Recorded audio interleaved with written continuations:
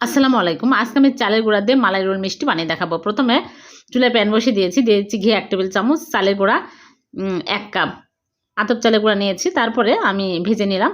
আর এদিকে লিকুইড দুধ 1.5 কাপ, স্বাদমতো লবণ দিয়ে আমি চালের গুঁড়া দিয়ে ঢেকে রাখবো 5 মিনিট। 5 মিনিট পর চুলা থেকে নামিয়ে নেব, নিয়ে ঠান্ডা করতে এক সাইডে রেখে দেবো। এদিকে চুলায় 1/2 কাপ লিকুইড দুধ, মাওয়া 1 কাপ, গুঁড়া দুধ দিয়েছি 1/2 কাপ, আর চিনি দিয়ে আমি নেড়ে চেড়ে নিব। নেড়ে চেড়ে ঘন ক্ষীর বানিয়ে নিতে হবে। তারপরে চুলা থেকে নামিয়ে একটা প্লেটে ঢেলে ঠান্ডা করতে রেখে দেব।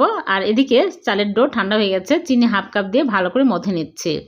এইরকম করে নিয়ে ভিতরে পুর বানিয়ে নিচ্ছি। তারপরে চালের ডো আমি এরকম করে লেচি করে একটা করে নিয়ে এইরকম করে কেটে তারপর ভিতরে পুর দিয়ে রোল করে নিব। সবগুলো এরকম করে বানিয়ে নিব। তারপরে আমি পানির ভাপে দিব 10 মিনিট। 10 মিনিট পর চুলা থেকে নামিয়ে ঠান্ডা করে তারপরে গুঁড়া দুধে